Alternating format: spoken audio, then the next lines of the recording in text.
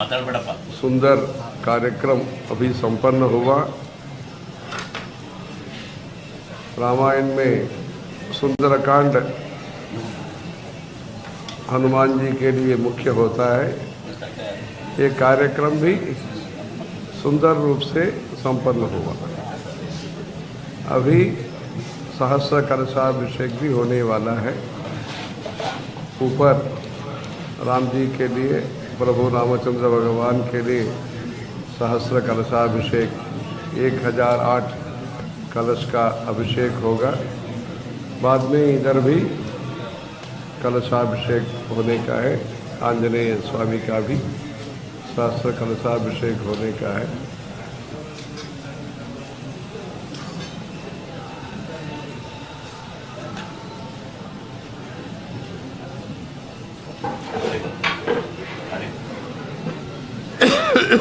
पर्वत में भगवान विराजमान है अनेक स्थलों पर।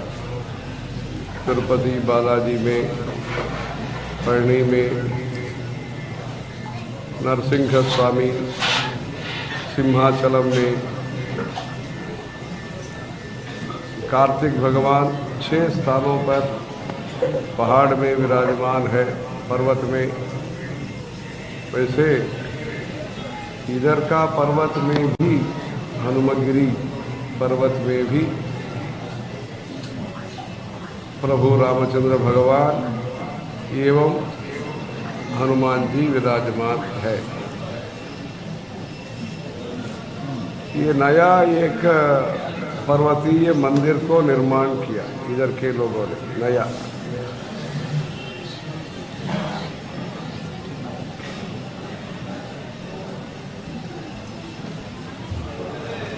जैसे अयोध्या में राम जी का मूर्ति है, वैसे ही वहाँ ऊपर राम जी का मूर्ति है, भव्य मूर्ति है। वहाँ भी भक्त हनुमान जी वहाँ भी बैठे हैं। इधर पंचमुख आंजनेय स्वामी। इधर कल रामचंद्रापुरम मठम के श्रीगणु उन्होंने कहा है, पंचमुखा हनुमान जी के बारे में कहा है। वैसे हनुमान जी का दर्शन सभी दिशा में होता है, मतलब उनका कृपा चारों तरफ है, ऊपर भी है, नीचे भी है, चारों तरफ है। राम जी ने सेतु बनाया, श्रीलंका एवं अपने रामेश्वरम के बीच में सेतु बनाया। उसके वजह से असुर संहार, रावणासुर संहार सुलभ से हुआ और सब लोगों को, वानर सेना सहित सभी लोगों को एक अच्छा सेवा करने का मौका भी मिला। ग्रावाण प्लवंते, ऐसे शास्त्र में कहते, पानी के ऊपर पत्थर ऐसे ऊपर खड़ा हो सकता है क्या? उसका उदाहरण ये राम जी के द्वारा जो बनाया गया सेतु है। ऐसे अभी अच्छे काम के लिए लोगों के बीच में एक भक्ति सेतु बनाने का जरूरत है, सेवा का सेतु बनाने का जरूरत है, ज्ञान का सेतु बनाने का जरूरत है। ज्ञान का सेतु, ज्ञान का भंडार है, विद्वानों के हाथ में है। प्रजा के मन में ताप है, आकांक्षा है। वो आकांक्षा को पूर्ति करने के लिए ज्ञान के जो भंडार है उसको हम कैसे विनियोग कर सकते हैं। पुराणों के द्वारा, प्रवचनों के द्वारा, कथकली के द्वारा, संगीत के द्वारा ज्ञान का जो राशि है, ज्ञान राशि को प्रजा तक पहुंचाने का प्रयास कैसे हो सकता है। ऐसे भक्ति का भी सेतु बनाना है। जो भी काम हम करते हैं भक्ति के साथ करें, विनम्रता के साथ करें, प्यार के साथ करें। यही सनातन धर्म का संदेश है।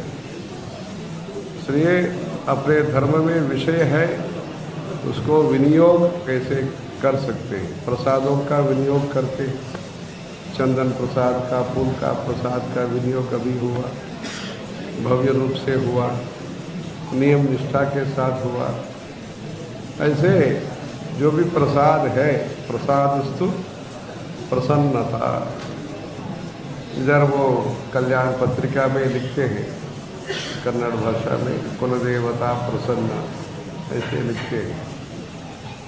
ऐसे प्रसन्नता चाहिए, मन में प्रसन्नता चाहिए, सब लोगों का मन में प्रसन्नता चाहिए। ऐसे भाष्यम प्रसन्न गंभीरम ऐसे बोलते हैं। ऐसे इधर प्रसन्नता के लिए ये अच्छा पर्यावरण बनाया हनुमगिरी में। देश और धर्म, उसका जो संबंध है अपने भारत देश में, उसके लिए ये हनुमगिरी उदाहरण है। पहले हम गए ऊपर, वहाँ देशभक्ति के लिए, देश का स्वतंत्रता के लिए जिन्होंने अथक प्रयास किया, मेहनत किया, त्याग किया, उन लोगों का चरित्र का एक स्मृति चिन्ह वहाँ स्थापित किया। वंदे मातरम का और स्वतंत्रता के लिए जो संघर्ष हुआ, अपने देश में जिन संतों ने इधर भारत के धरती पर प्रेम और भक्ति के लिए आशीर्वाद दिया, शंकराचार्य जी, रामानुजाचार्य एवं मध्वाचार्य, इन लोगों का तस्वीर वहाँ है। और भारत माता का भी एक नया ये राजस्थान मालवन से सिंहवाहिनी का एक तस्वीर भी है। और जय जवान जय किसान, उसका भी मूर्ति रखा है, क्योंकि रक्षा भी चाहिए, सुभिक्षा भी चाहिए। सुभिक्षा के लिए किसान चाहिए, रक्षा के लिए जवान चाहिए। ऐसे रक्षा एवं सुभिक्षा के लिए दोनों तरफ, भारत माता के दोनों तरफ जय जवान जय किसान का मूर्ति रखा है। ऐसे जय हिंद, उसका भी ये रखा है। और 3 सेना, वायुसेना, थल सेना, नौसेना, उसके बारे में भी एक स्तंभ है। जैसे गोवा में मंदिरों में हम गोमंतक प्रदेश में ये दीप स्तंभ वगैरह देखते हैं, जैसे इधर एक तीनों सेना के बारे में एक स्तंभ भी इधर खड़ा हुआ है। जैसे देशभक्ति का स्फूर्ति के लिए, प्रेरणा के लिए इधर अच्छे एक स्थान बनाया। युवा पीढ़ी के लिए विशेष करके जो कॉलेज में पढ़ते हैं, जो पहले मतदाता है, पहली बार जो मतदाता है, जिनका 18 उम्र आने का है, ऐसे लोग इसका दर्शन करेंगे तो देश का आज़ादी के लिए, स्वातंत्र्य के लिए कितना प्रयास करना पड़ा, कितना परिश्रम उन्होंने किया, कितना कष्ट उन्होंने सहन किया, उसका एक वर्णन वहाँ एक दृश्य मिल सकता है। ये इस भारत धरती के बारे में पहला है। उसके बाद इस धरती को पवित्र बनाने में राम जी का अवतार में कितना काम हुआ। इस धरती में यज्ञ याग होना चाहिए। जब 16 उम्र के भी नहीं थे राम जी, अजात व्यंजन श्रीमान, ये पुरुष है ये महिला है ये पहचान के पहले, मतलब इतना वो 12 उम्र ऐसे समय पर अजात व्यंजन श्रीमान, वैसे बाल्यावस्था में कौमारावस्था में जब थे तब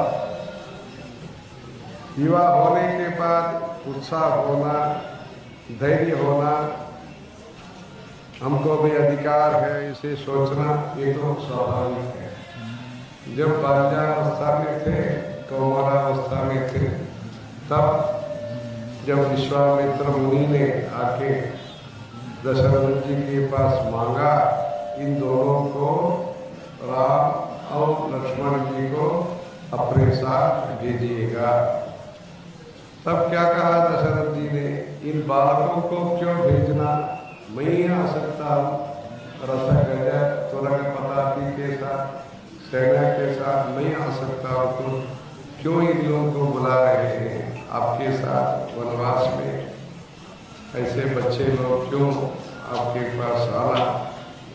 थोड़ा संकोच किया, थोड़ा विरोध भी मतलब प्रकट हुआ, असम्मत थे।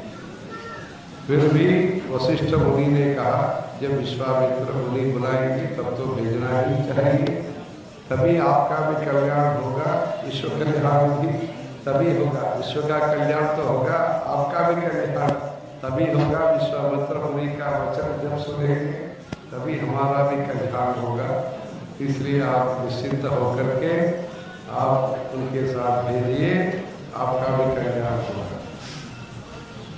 बाद में दशरथ जी ने माना, इन लोगों के साथ भेजा, प्यार के साथ उनको देखभाल किया, बला अतिबला ऐसा 2 मंत्र दीक्षा उन्होंने दिया, भूखा दाह से कष्ट नहीं हो, मतलब भूखा के प्रयुक्त कष्ट नहीं होना राम जी को, और दाह के प्रयुक्त कष्ट नहीं होना, क्योंकि 2 बीमारियां देश में प्रमुख बीमारियां हैं, एक तो अशना है, दूसरा पिपासा है।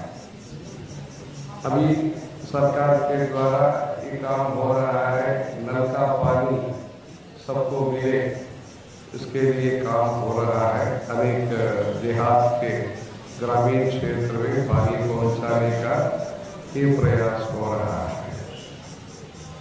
तब बला अतिबला मंत्र के द्वारा अच्छे पूर्वी शरीर के लिए निश्चिंत होकर दिन रात काम करना होगा। भविष्य में राम जी का दंडकारण्य में काम करना होगा, उसके लिए पहले ही दीर्घदर्शी है विश्वामित्र मुनि, इसलिए पहले ही उनको ये उपदेश वगैरह शस्त्र विद्या और अस्त्र विद्या सब दे दिया।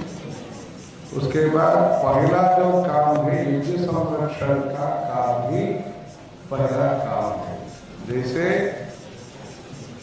गरीबी हटाने के लिए आद्य जगतगुरु शंकराचार्य जी के द्वारा कनकधारा स्तोत्र का पाठ हुआ गरीबी दारिद्र्य उन्मूलन के लिए, वैसे असुरों का दुष्ट शक्ति का हटाने के लिए और शिष्टों का पालन के लिए यज्ञ संरक्षण का काम ही पहला काम राम जी ने किया। इसलिए इस देश में हवन होना जरूरी है। हवन के लिए रक्षा करना भी लोगों का कर्तव्य है। पहले राजा का कर्तव्य था, अभी प्रजातंत्र है, सब लोग राजा है, मतलब राजा तो है, राजा को मतलब राजा है, उसके साथ साथ जो प्रजा है प्रजा का भी दायित्व है। इसलिए प्रजा यथा राजा तथा प्रजा ऐसे पहले था, अभी क्या है यथा प्रजा तथा राजा। इसलिए सब लोगों का जो भी गौरव दिया है, प्रजातंत्र में सभी लोगों को गौरव दिया है। इसलिए सब लोग देश के बारे में समझना। मतदान मतलब क्या है? देश के लिए, धर्म के लिए, नेतृत्व के लिए अपना मतदान देने वाले सब इस हनुमगिरी को दर्शन करना। इधर हनुमगिरी में आकर के देश क्या है, राम जी का अवतार क्या है। राम जी ने अनेक प्रकार से त्याग किया। वैसे तो राजा है, फिर भी विद्धिमाम ऋषिभिस्तुल्यम, मैं भी एक तपस्या करने वाले ऋषि हूँ। वैसे उन्होंने बिना आडंबर, बिना अहंकार उन्होंने काम किया। राजा होते भी, पराक्रमशाली होते भी, तपस्या करने वाले होते भी, बिना आशा उन्होंने भक्ति के साथ काम किया। ये भारत में ही हो सकता है। थोड़ा कुछ बल हो तो क्या क्या हो रहा है हम देख रहे हैं। इसलिए बल होते भी कर्तव्यता के मार्ग में, दिल्ली में भी कर्तव्य मार्ग करके बनाया, वहाँ इधर शक्ति होते भी कर्तव्य दृष्टि से काम करने वाला भारत में ही मिलेंगे। ऐसे सनातन धर्म का प्रचार के लिए वेदों का जो उपदेश है उसको आचरण करके प्रजा के बीच में दिखाने के लिए राम जी का अवतार हुआ। वेदः प्राचेतसा दासीत साक्षात रामायणात्मना। वेदों का जो उपदेश है उसको अपने जीवन में आचरण करके दिखाया। इतना बड़ा साम्राज्य है, सोना है, चांदी है, हाथी है, घोड़ा है, गाय है, भवन है, कनक भवन है, सब कुछ है। क्या कल से आप वन में जाना खुशी के साथ थे, वो गए तो है, वो तो पुरुष से जा सकते, जा रहे। जो महिला है, जो मिथिला से जो आई है, सीता देवी है, वो भी राम जी को क्या कहा, हमको छोड़ के आप नहीं जा सकते, हमको भी आप जहाँ है वहाँ अयोध्या है, हम भी साथ ही आएंगे। वल्कला धारण करके आए। जो चीनांशुकम, जो कौशेय वस्त्र जो पहन सकती है, कच्ची पट्टू जो पहन सकती है, वैसे सीता देवी वल्कल धारण करने के लिए बताया। बाद में सब लोगों ने कहा कि आपके लिए उचित नहीं है, आपके लिए ये वरदान नहीं, ये तो कई का जो वरदान में आप सब नहीं है, इसलिए आपको नहीं करना। ऐसे करके विरोध किया। बाद में वनवास में तो गई, तीनों वनवास में गए। विवेश दंडकारण्यम प्रत्येकंच सताम मनः। विवेश दंडकारण्यम, दंडकारण्यम में उन्होंने प्रवेश किया। उसके साथ ही हर व्यक्ति के मन में प्रवेश किया। व्यक्ति का मन में तभी प्रवेश कर सकते हैं जब वो पसंद करेंगे, जब प्यार से देखेंगे तभी हम प्रवेश कर सकते हैं। हमको वो नहीं चाहे तो क्या है, वो चला जाएगा। हम बैठे रहेंगे, वो चला जाएगा। जब पसंद करते हैं तब तो दूर दूर में रहने वाला भी अपने पास में आएगा। यही है। शंकराचार्य जी भाष्य में कहते हैं, प्रेम से ही काम संभव है। जब गाय हमारे पास आना चाहते हैं तब तो घास हमारे हाथ में होना चाहिए। वो भी तभी जो हाथ में लिया हरित घास होना चाहिए, ग्रीन कलर का घास। तो 4 दिन हो गया, 5 दिन हो गया तो गाय भी हमारे पास नहीं है। तभी जो काटा हुआ जो घास है, ग्रास है, वो हमारा हाथ में हो तो गाय आ सकता है। जब हमारे हाथ में लकड़ी रखेंगे तब तो गाय चला जाएगा। इसलिए हरित तृण पूर्ण पाणी उपलभ्य संप्रत्यभिमुखी भवन्ति दंडोद्यत करम प्रति पलायन्ते। अपने हाथ में लकड़ी हो तो कहीं तो दूर दूर चला जाएगा। इसलिए हमारा हाथ में प्रेम से व्यवहार होना, सत्यम ब्रूयात प्रियम ब्रूयात न ब्रूयात सत्यम अप्रियम प्रियंच नानृतम ब्रूयात एष धर्म सनातन। ऐसे सभी जनता के लिए राम जी ने काम किया। ऐसे उनके द्वारा जो भी काम है वो जन कल्याण के लिए हुआ। शबरी ने उनको पूजन किया। शबरी को ऐसे विशेषण बोलते हैं, ऑब्जेक्टिव बोलते हैं। शबरी कौन है? शबरीम धर्म निपुणा। धर्म निपुणा, धर्म क्या है वो जानती है शबरी महिला। वैसे शबरी के बारे में स्तुति किया है। तो हनुमान जी जब राम जी से मिले हैं, तो सुग्रीव ने जब भेजा, तब पहली बार जब संवाद होता है, ये नए व्यक्ति के साथ होता है, ये नए व्यक्ति कौन है हम नहीं जानते हैं। पहले ही वाली के द्वारा वहाँ ऋष्यमुख पर्वत में बहुत भयानक काम हुआ। एक ऋषि ने शाप दिया, इसलिए वहाँ वाली नहीं आ सकते हैं। सुग्रीव सुरक्षित होकर के ऋष्यमुख पर्वत में निवास करते थे। वहाँ जब राम और लक्ष्मण जी गए, तब तो पूछा हनुमान जी ने, आप कौन हैं? जो प्रेम से जो मधुर भाषण हुआ उसको कहते हैं वाल्मीकि रामायण में, नानृग्वेद विनीतस्य ना यजुर्वेद धारिणः ना सामवेद विदुषः शक्यमेवं प्रभाषितुं। तीनों वेदों का ज्ञान हनुमान जी के पास है। ऋग्वेद का, यजुर्वेद का, सामवेद का, तीनों वेदों का मर्मज्ञ है, शास्त्रज्ञ है। इसके वजह से ही इतना सुंदर भाषण उनके तरफ से हो रहा है। वैसे राम जी का भाव है। ऋग्वेद विनीतस्य, ऋग्वेद में स्तोत्र ज़्यादा है। स्तोत्र तभी करेगा जब मन में विनम्रता है। अहंकार हो तो दूसरों को स्तुति नहीं करेगा। ऋग्वेद विनीतस्य ना यजुर्वेद धारिणः। धारणा एक शब्द ही कई बार आता है यजुर्वेद में। द्वितीय कांड में ऐसे अनेक प्रकार होता है। द्वितीय कांड में अनेक, एक शब्द ही अनेक बार उपधावती उपधावती उपधावती, ऐसे आता है। ऐसे याद रखना मुश्किल, धारणा करना मुश्किल।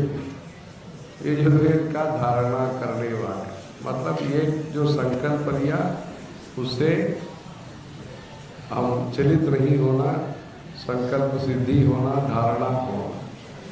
और धारणा शक्ति है। हमने आज बोला, कल भूल गए, छोड़ दिया, ऐसी बात करें। नासामवेद विदुषा, जो विद्वान है, एक ऋचा का 17 प्रकार से गान कर, सौमीत ऐसे कुछ है पवमान गान में। एक गान का 17 प्रकार से गान का एक शब्द है। उसमें कल्पना शक्ति चाहिए। मनोधर्म संगीत में बोलते हैं मनोधर्म। ऐसे विद्वत्ता चाहिए, सामगान करने के लिए विद्वत्ता चाहिए, मेरिट चाहिए।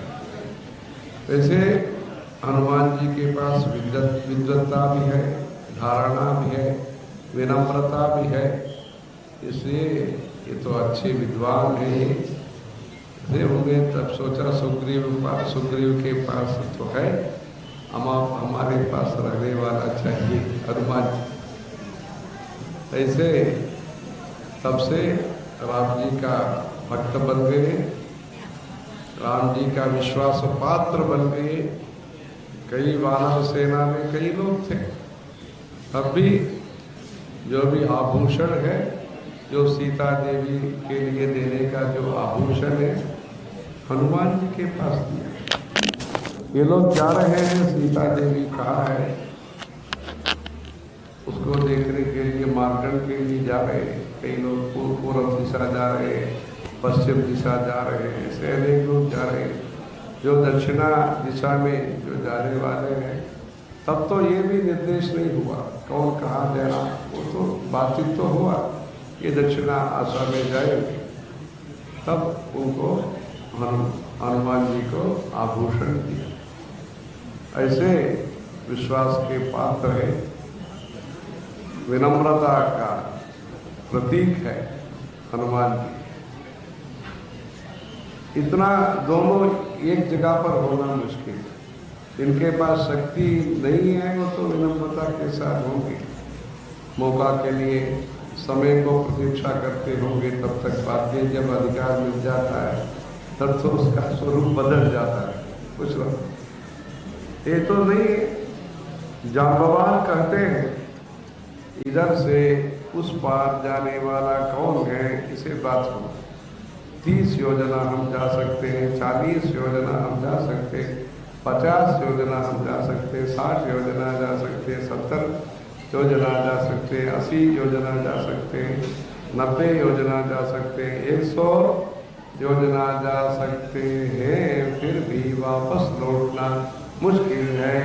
ये सब तब जांबवान ने कहा आपके पास क्षमता है, शक्ति है हनुमान जी, आप ये उसको नहीं जानते, आपके पास शक्ति जो है ये आप समझते नहीं, आप जा सकते हैं, उसके याद किया। ऐसे हमारा भारत के जितने भी भक्त हैं उनके पास शक्ति तो है, भक्तों के पास शक्ति है, उसको प्रेरित करना, समन्वय करना, समायोजन करना। तब हनुमान जी के द्वारा जैसे राम कार्य हुआ, वैसे देश का कार्य, धर्म का कार्य संभव है। ये अपने भक्तों के पास जो शक्ति है उसको हमें देखना होगा। न रत्न मनुष्यति बल्कि हितत, जो रत्न है वो तो स्वयं आके नहीं बोलेगा, वो हमको ही वहाँ जाना पड़ेगा। ऐसे अच्छे अच्छे लोग जो है उनको सबको शामिल होकर के देश के लिए, प्रजा के लिए काम होना है। श्री राम जी का जो भव्य मंदिर है, गुणवत्ता को आदर्श है। गुणवत्ता जो विरुद्ध है उसका आदर्श है। देश में वैसे गुणवत्ता का प्रचार होना जरूरी है। उसके बाद सेवा भाव जरूरी है। आज 75 वर्ष हुआ देश का आज़ादी होकर के, 75 वर्षों में अनेक विभाग में प्रगति हुआ, और भी प्रगति होने का संभव है, आवश्यकता भी है। ऐसे अपना पर्यावरण भी वही संकेत करता है। शांति के लिए तो हम प्रयत्न करते हैं, शांति से रहते हैं, फिर भी जो अशांति करते हैं उनको ही शांति करने का काम भी दिया हुआ है। जो अशांति पैदा करने वाले हैं उनको ही शांति प्रस्तावना करने का जो काम है आज दिया हुआ है। ये शांति का जो रक्षक है, हम लोग जो है और सशक्त होना, लोगों में जो गलत काम करते हैं, जो नुकसान देते हैं, उनको ये बोलते, कभी कभी बोलते हैं चोर के हाथ में ही ये क्या बोलते हैं, चाबी देना। ठीक है, ऐसे कुछ आश्चर्य बात कहीं होता है देश में, वैसे विश्व में भी कुछ आश्चर्य बात है। हमारा देश सशक्त होना, सभी क्षेत्र में विकास होना, हस्तकला में, ज्योतिष में, नृत्य में, संगीत में, कृषि के क्षेत्र में, वैसे धार्मिक क्षेत्र में, उपासना के क्षेत्र में इधर जो ब्रह्म कलश उत्सव के लिए अनेक तंत्री लोग आए हैं, से तंत्र विद्या को संरक्षण करने के लिए अपने जयेंद्र सरस्वती महाराज जी ने तंत्र विद्या पीठम को प्रोत्साहित किया। केरल में 50 वर्ष पहले किया। ऐसे सर्वतंत्रा, सर्वमंत्रा, सर्वयंत्रा, ऐसे जो महातंत्रा, महामंत्रा, महायंत्रा, ऐसे ललिता सहस्रनाम में जो कहा है, ऐसे यंत्र विद्या, तंत्र विद्या, मंत्र विद्या शंकराचार्य जी ने प्रपंच सार करके एक मंत्र शास्त्र ग्रंथ का रचना किया। उसमें मंत्रों का उपासना किस प्रकार से होना, कितना संख्या हम जाप करना, कैसे जाप करना, मतलब जोर से बोलना या मौन से करना, वो मंत्र जाप करने के बाद कितना हवन करना, कितनी संख्या, उसके बाद तर्पण किस संख्या में करना, ये सब मंत्र शास्त्र विद्या के बारे में प्रपंच सार करके उस ग्रंथ में कहा है। ये मंत्र शास्त्र का भी प्रचार उन्होंने किया। कांची में कामाक्षी देवी के सन्निधि में स्वयं उन्होंने श्रीचक्रम स्वयं आलिखत, ऐसे श्रीचक्र यंत्र स्थापना किया कामाक्षी देवी का सन्निधि में। अखिलांडेश्वरी करके जम्बुकेश्वर क्षेत्र है श्रीरंगम के पास, वहाँ ताटंक प्रतिष्ठा है, जो कर्णभूषण है उसमें, और दोनों कानों में ये आभूषण होना जरूरी है। भगवान अर्धनारीश्वर भगवान हो सकते हैं, भगवान ही अर्धनारीश्वर का ये हो सकते हैं। पुरुष जब कान में आभूषण पहने, दोनों कर्ण में भी आभूषण पहनना चाहिए। जो देवी का जो आभूषण है अखिलांडेश्वरी देवी का, वहाँ दोनों कानों में श्रीचक्र स्वरूप का ताटंक प्रतिष्ठा भगवत्पाद शंकराचार्य जी ने किया है। तब से जब जब मरामत करने का जरूरत होता है, जीर्णोद्धार करने का जरूरत होता है, कंची कामकोटि पीठम से ये होता है। अपने परमाचार्य जी चंद्रशेखरेंद्र सरस्वती महाराज जी के द्वारा 1909 में 1907 में 13 उम्र में वो शंकराचार्य बने। तब से वो 2 वर्ष के अंदर उन्होंने अखिलांडेश्वरी देवी का ताटंक प्रतिष्ठा की। बाद में अपना गुरु जी ने किया। अभी 2 वर्ष पहले ताटंक प्रतिष्ठा से हुआ। और भक्त लोग जब श्रीरंगम जाते हैं तब अखिलांडेश्वरी देवी का भी दर्शन करना।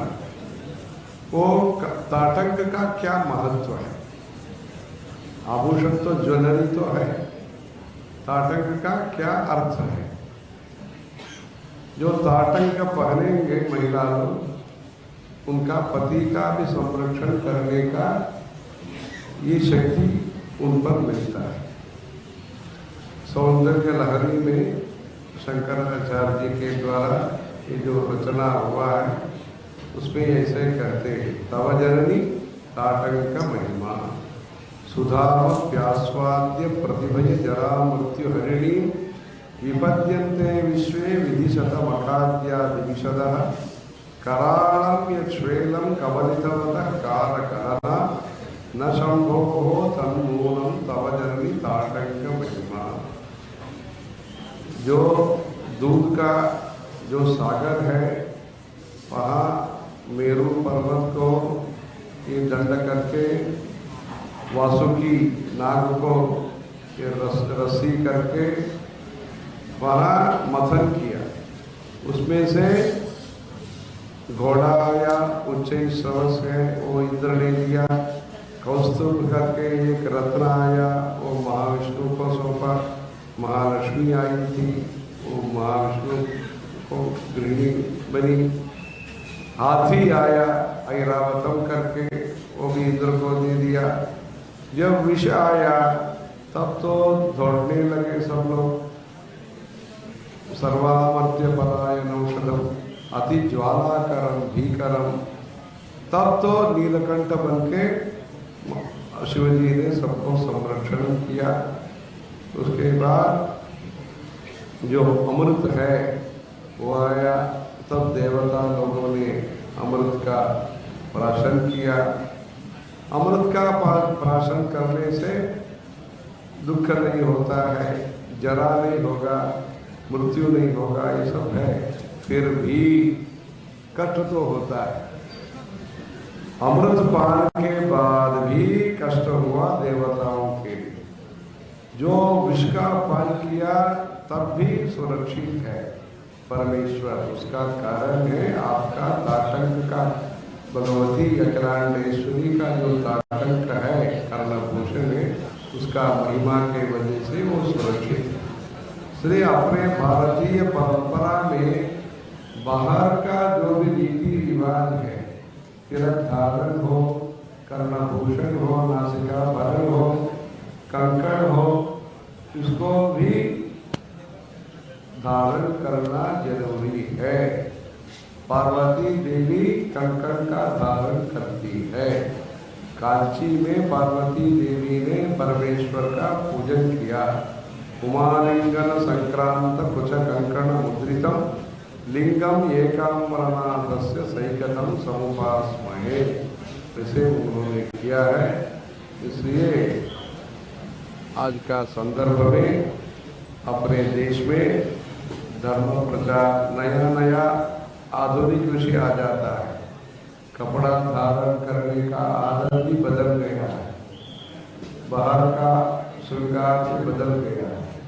अपने नाम रखने का आदत भी पहले जो 3 पीढ़ी के पहले जो नाम था, 4 पीढ़ी के पहले जो अजय का जो भी नाम था, वो सब रखते थे। आज नामकरण के लिए कोई नया किताब लेकर के, ये संस्कृत भाषा का है, कन्नड़ भाषा का है और अन्य भाषा का है, वो समझ में नहीं आता है, ऐसे से नामकरण करते। इसलिए हमारा जो भी धर्म प्रचार है, हमारा परंपरा से दूर हो रहे हैं। नामकरण से शुरू होकर के हम दूर हो रहे हैं। हमको अच्छा नहीं लगता है उतरना उतरना, जो भी नाम है हमारा पूर्वज लोगों ने कुल देवता का नाम रखा, या काशी जाकर के विश्वनाथ जी का नाम रखा, रामेश्वरम जाकर के रामनाथ जी का नाम रखा। ये सब कुछ कारण है। अगर ये बच्चा वो सुरक्षित नहीं होता है, गर्भस्रोत हो जाता है, बाद में कुछ बच्चा पैदा हो तो ऐसे नाम रखना, ये सब हमारा परंपरा में है। गोस्वामी ऐसे ऐसे पिछमड़ी वहाँ होते हैं, वैसे इधर भी कुछ होगा। वैसे देश में जो परंपरा है नामकरण का, अन्नप्राशन का, चौल का, उपनयन का, भी श्रीगणों उपनयन के लिए जा रहे हैं। अभी जाने समय हो गया उनको। ये क्या है? ये जो पवित्र धारण के लिए जो पवित्रम परमम पवित्रम प्रजापति सहजम पुरस्ताते आयुष्यम अग्रियम प्रतिमंच शुभ्रम यज्ञोपवीतम परमसु तेजः। ऐसे यज्ञोपवीत धारण करने के लिए वहाँ सान्निध्य होकर के ब्रह्मोपदेश उसको बोलते हैं, उसके लिए जाने वाले हैं। अच्छा कार्यक्रम हुआ। इसलिए इस प्रदेश का प्रकृति से जो भव्य है, नया मंदिर बना करके बाद में वृक्षारोपण करना ये विषय है। जहाँ वाटिका है, हनुमान वाटिका है, वहाँ हनुमान जी को प्रतिष्ठापित करना। वो अशोक वन गए, सुंदर वन गए, वहाँ वन में जब वापस लौटे वानर सेना ने वो अपना क्रीड़ा वगैरह शुरू कर दिया। दधिमुख ने कुछ डाटा। बाद में किसी ने कहा ये संतोष के साथ मानव लोग खेल रहे हैं, जो जिस काम के लिए ये लोग रहे हैं वो संपन्न किया होगा, इसलिए ऐसे संतोष के साथ है। वैसे संतोष का संकेत ये सब दिया। इसलिए इस प्रदेश में ये भव्य स्थान बनाया। उसको दिव्य स्थान बनाने के लिए प्रतिदिन पूजा पाठ होना, हनुमान चालीसा का पाठ होना, राम नाम लेखन का यज्ञ वहाँ रखना, देश के बारे में चिंतन करना। ऐसे हनुमान का जो भव्य दृश्य है वो दिव्य दृश्य होने के लिए साधना, सामग्री और हवन पूजा इत्यादि करके इधर का जो भी निर्माण है, अब केरला में है या कहाँ है, कर्नाटक में है, ये सब जो है जिस प्रकार से प्राचीन मंदिर होगा हो सकता है वैसे ही नूतन रूप से प्राचीन ये नक्शा के साथ आप लोगों ने भव्य मंदिर बनाया। आज का मंदिर है ये, फिर भी प्राचीन वास्तु कला के साथ उसका निर्माण आपने किया। इसलिए वहाँ आप लोगों के द्वारा जो कार्यक्रम है उसको आगे आगे भी इधर अपना सनातन धर्म के लिए प्रचार प्रसार होने का ये भव्य स्थान होकर के यहाँ से जो चैतन्य है, यहाँ से जो जागृति है, यहाँ से जो प्रेरणा है, प्रोत्साहन है, उसके द्वारा इधर धर्म का प्रचार प्रसार होने के लिए हम राम जी से और भगवान जी से प्रार्थना करते हैं। पार्वती पते हर हर महादेव।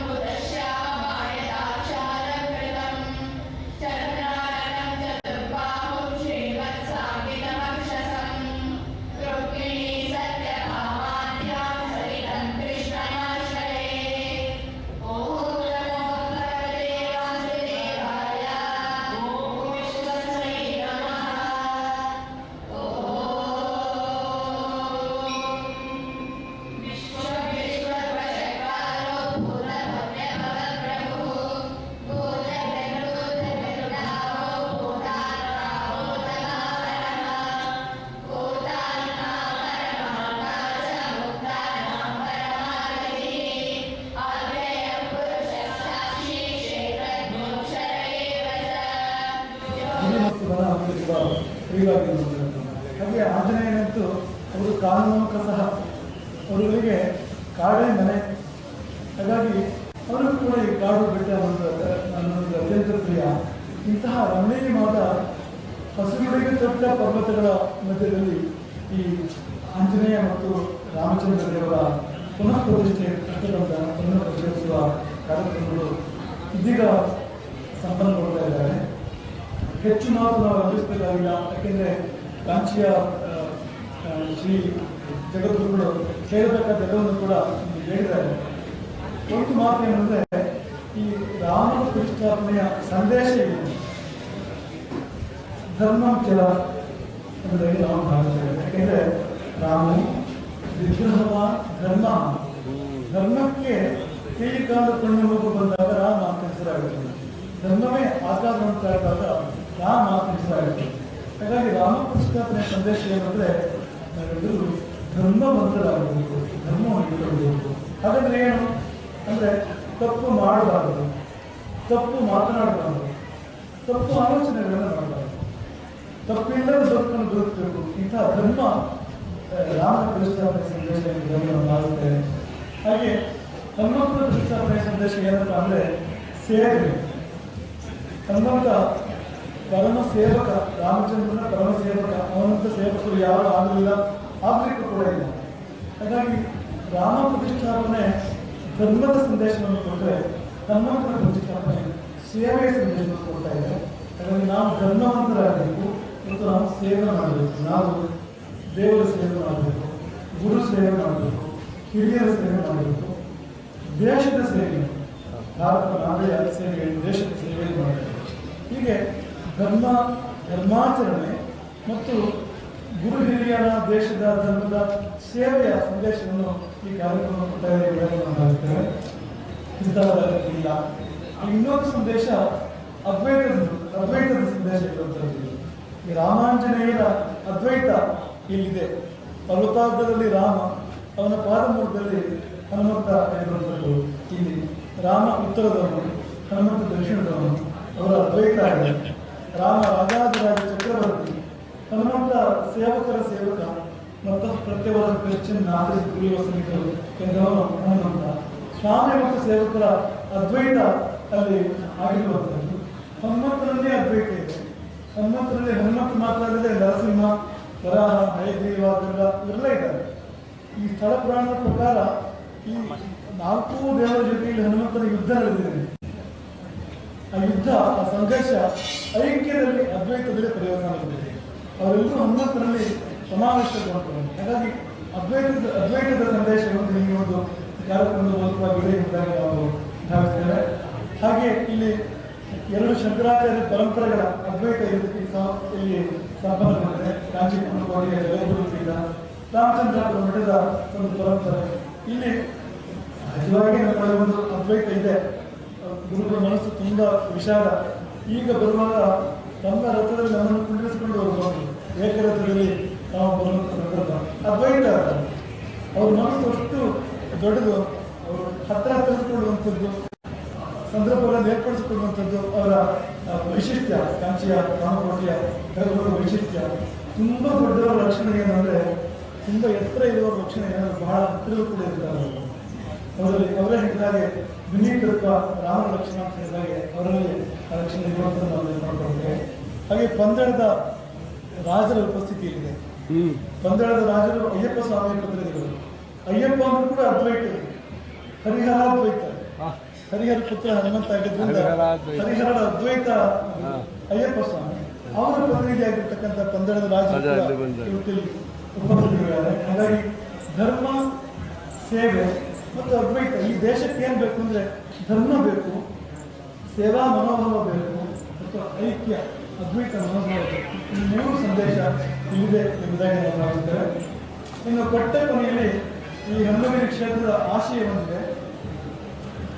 ಆಶಯ ಏನಂದರೆ, ಇಲ್ಲಿ ಯಾರು ಸೇವೆ ಮಾಡಿದ್ದೀರಿ, ಇಲ್ಲಿ ಧರ್ಮದ ಕಾರ್ಯ ನೀವು ಮಾಡಿದ್ದೀರಿ, ಮುಂದೆ ಕೂಡ ಅದನ್ನು ಮುಂದುವರಿಸಬೇಕು ಅನ್ನೋ ಕಾರಣಕ್ಕೆ ಧರ್ಮ ದಂಡಗಳ ಪ್ರಧಾನ ಈಗ ಆಗಲಿಕ್ಕಿದೆ. 4 ಧರ್ಮದಲ್ಲಿ ನೀವು ಹನುಮಂತನ ಪಾದಮೂಲದಲ್ಲಿ ಕೊಡ್ತಾ ಇದ್ದೀರಿ. ಇಲ್ಲಿ ಯಾರು ನೀವು ಸೇವೆ ಮಾಡಿದ್ದೀರಿ, ಮುಂದಕ್ಕೆ ನೀವು ಧರ್ಮ ಕಾರ್ಯವನ್ನು ಮುಂದುವರಿಸಬೇಕು ಅನ್ನೋ ಆಶೆ ಇಟ್ಕೊಂಡು ಒಂದು ಧರ್ಮ ದೀಕ್ಷೆಯ ರೂಪದಲ್ಲಿ ಗುರು ಸಮಿತಿಯಿಂದ ನಿಮಗೆ ಈ ಧರ್ಮ ದಂಡಗಳು ಪ್ರಾಪ್ತವಾಗಲಿಕ್ಕಿದ್ದಾರೆ. ಮುಂದೆ ಈ ಧರ್ಮ ಕಾರ್ಯ ಪ್ರವೃತ್ತಿ ಮುಂದುವರಿಸಬೇಕು ಅನ್ನೋ ಆಶಯ ಇಟ್ಟರಿದೆ ಎಂಬುದನ್ನು ನಾವು ಈ ನಮಗೆ ಉತ್ಕರ್ಷ ಮಾಡ್ತಾ, ಹಾಗೆ ಚುನಾವಣಾ ಜೋಯಿಸರ ಉಪಸ್ಥಿತಿ, ಈ ಒಂದು ಮುಹೂರ್ತ ಕೊಟ್ಟವರು, ಈ ಕ್ಷೇತ್ರದ ಸ್ಥಾಪನೆಗೆ ಮುಹೂರ್ತ ಕೊಟ್ಟಿರ್ತಕ್ಕಂಥದ್ದು, ಆ ಜೋಯಿಸರ ಉಪಸ್ಥಿತಿಯನ್ನು ಕೂಡ ಇಲ್ಲಿ ನಾವು ಮಾನ್ಯ ಮಾಡ್ತಾ ಇದ್ದೇವೆ. ಹಾಗೆ ಎಲ್ಲರೂ ಈ ಒಂದು ರಾಮದೇವರು ಮತ್ತು ಆಂಜನೇಯ ದೇವರು ಅತಿಶಯವಾದ ಶ್ರೇಯಸ್ಸನ್ನು ಉಂಟು ಮಾಡಿ ಈ ಪ್ರಮುಖದಿಂದ ಸಮಾಜದ ಕೂಡ ತೊಡಗು ಹೋಗಿ ಎಲ್ಲರಿಗೂ ಒಳ್ಳೆಯದಾಗಲಿ. ನಿಖರ ಸುದ್ದಿ, ಸದಭಿರುಚಿಯ ಕಾರ್ಯಕ್ರಮ. ನೀವು ನೋಡ್ತಾ ಇದ್ದೀರಾ ಕಹಳೆ ನ್ಯೂಸ್, ಸಮಾಜದ ಜಾಗೃತಿಗಾಗಿ ವಸ್ತುನಿಷ್ಠ ವರದಿ.